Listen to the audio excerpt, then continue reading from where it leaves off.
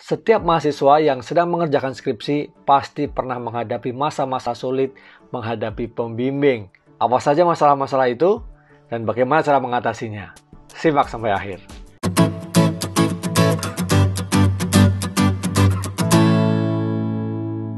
Halo, saya Tirta Musitama. Selamat datang di channel saya ini.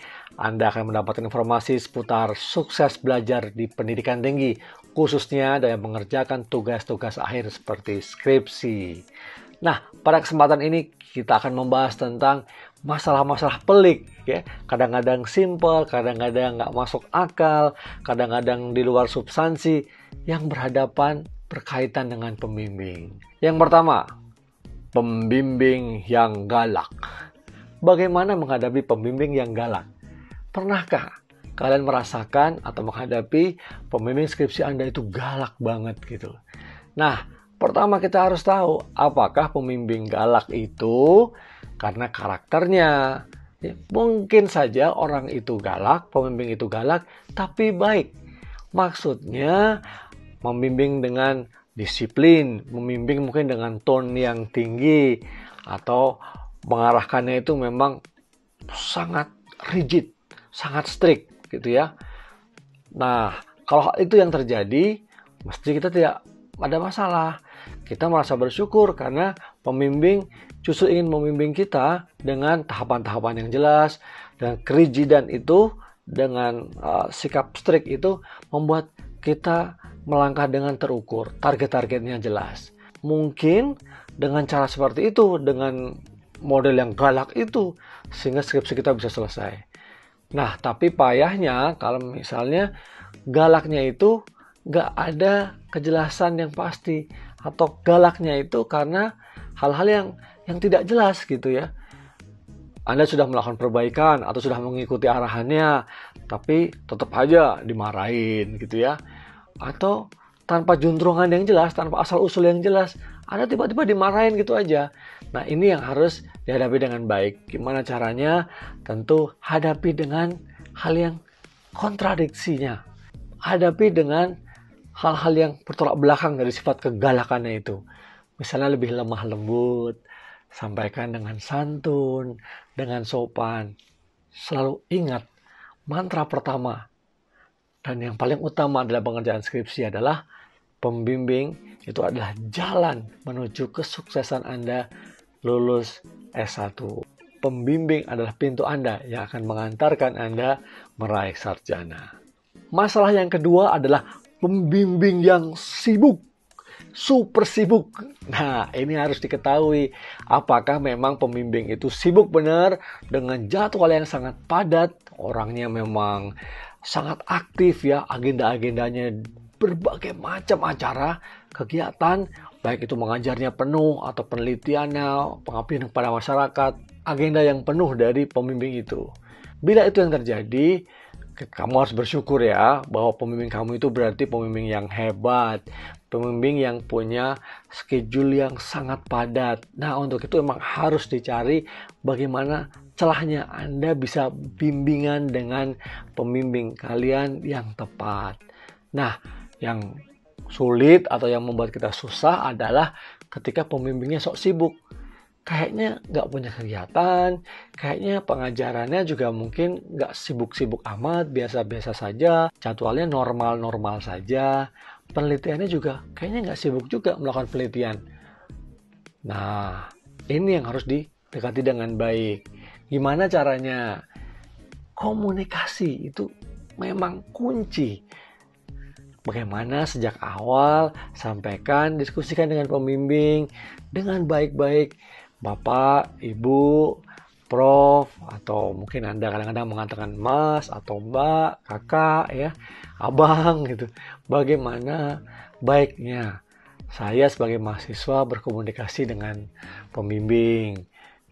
Waktunya, kapan yang pas, atau kapan Bapak Ibu berkenan dihubungi, kemudian dengan cara apa, apakah cukup dengan komunikasi via email, atau harus telepon langsung, atau harus bertemu langsung, atau juga berkenan bisa menggunakan berbagai kanal sosial media, misalnya dengan WhatsApp, Line, dan lain-lain ya.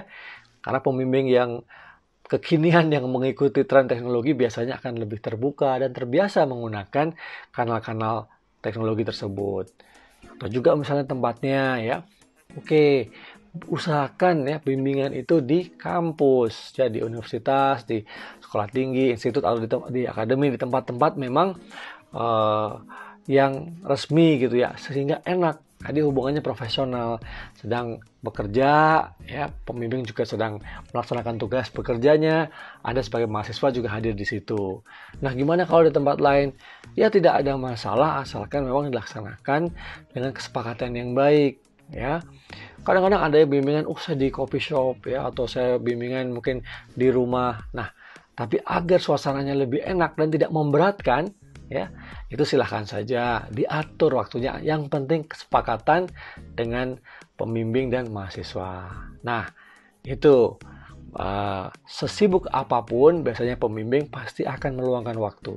Karena pembimbing tidak ingin mahasiswanya tidak lulus ya. Diberikan kewajiban pembimbingan tapi tidak dilaksanakan dengan baik ya. Jadi kesuksesan pembimbingan atau kesuksesan skripsi itu memang ada di pembimbing dan juga di mahasiswa, kerjasama dua belah pihak.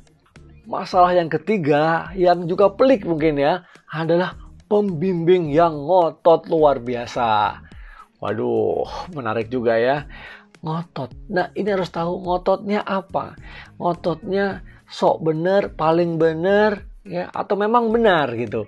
Nah, kalian sebagai mahasiswa harus tahu, pembimbing itu menjadi pembimbing berarti memang kompetensinya ya.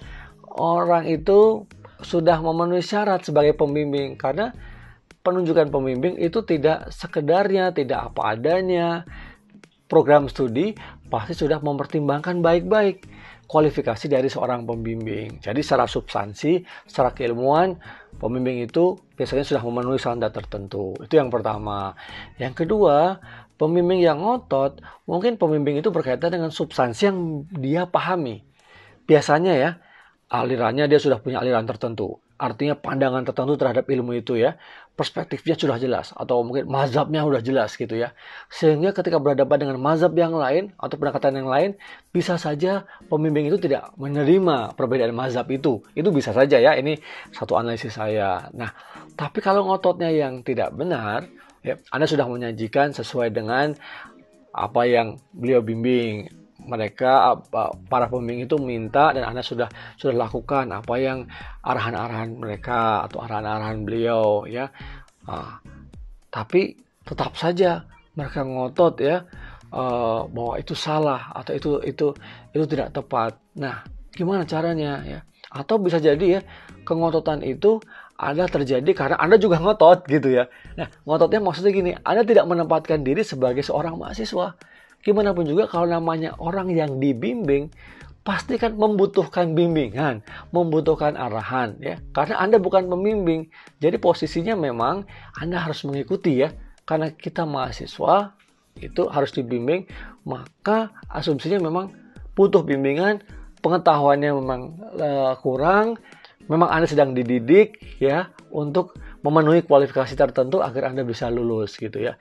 Jadi akarnya apa nih masalah kengototan dari pembimbing itu? Jangan-jangan kengototan itu karena Anda juga ngotot, Anda mungkin nggak tahu ya, tapi Anda sok tahu, ya, Anda mengatakan yang paling adalah yang paling benar, sehingga pembimbingnya harus ngotot untuk membuktikan bahwa Anda itu salah gitu. Nah, jadi apa akarnya dari masalah kengototan dari dosen pembimbing itu? Lihat juga dari diri Anda sendiri. Bila memang kengototan itu dari pembimbing sudah keterlaluan dalam arti bahwa Anda sudah mengerjakan dengan baik, mengikuti arahan mereka, ya, arahan pembimbing, tapi Anda merasa ini nggak logis gitu ya, kengototan ini mengada-ada gitu ya. Selalu ada cara.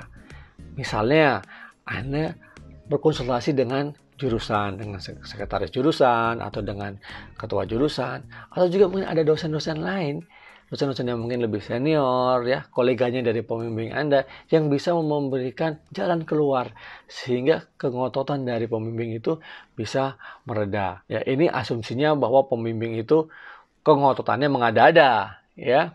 Apabila ini menjadi info yang menarik buat kamu, buat kalian jangan lupa like, subscribe, dan share juga ya.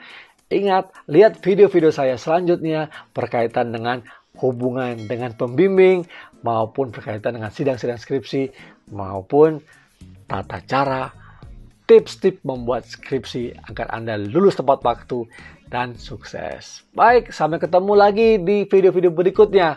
Sukses buat kalian para pejuang skripsi. Bye!